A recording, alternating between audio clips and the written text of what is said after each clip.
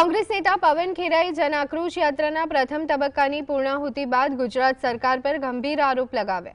તેમણે જણાવ્યું કે સરકાર બેકારી, પેપર લીક, નશો અને ખેડૂતોની સ્થિતિ જેવા મુદ્દે તેની નિષ્ફળતા છુપાવવા માંગે છે। ખેરાએ દારૂ અને ડ્રગની સમસ્યા પર જોરદાર પ્રહાર કરતા કહ્યું, ચેરાપુંજીમાં જેટલો વરસાદ નથી પડતો એટલો ગુજરાતમાં દારૂ વેચાય છે।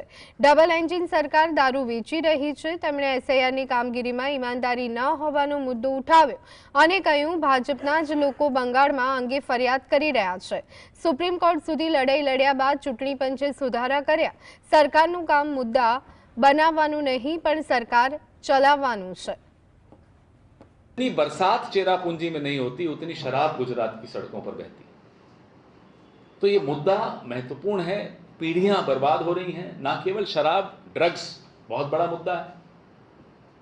ये सारे मुद्दे पूरी कांग्रेस लगातार इन मुद्दों को उठा रही है। हमारी जन आक्रोश यात्रा का भी ये मुद्दा है। 4 दिन में बंगाल की भारतीय जनता पार्टी भी कह रही है एसआईआर गड़बड़ है। तो बंगाल में एसआईआर गड़बड़ है और बिहार में सही है, ये कैसे हो सकता? एसआईआर पे जो सवाल कांग्रेस पार्टी ने उठाए, पूरे देश में उठाए। हमें इसलिए नहीं उठाए कि चुनाव जीतना है हारना है, वो अलग मुद्दा है, वो तो जनता तय करेगी। लेकिन जनता वोट दे सके या नहीं दे सके वो ज्ञानेश कुमार तय करेगा, ये संभव नहीं।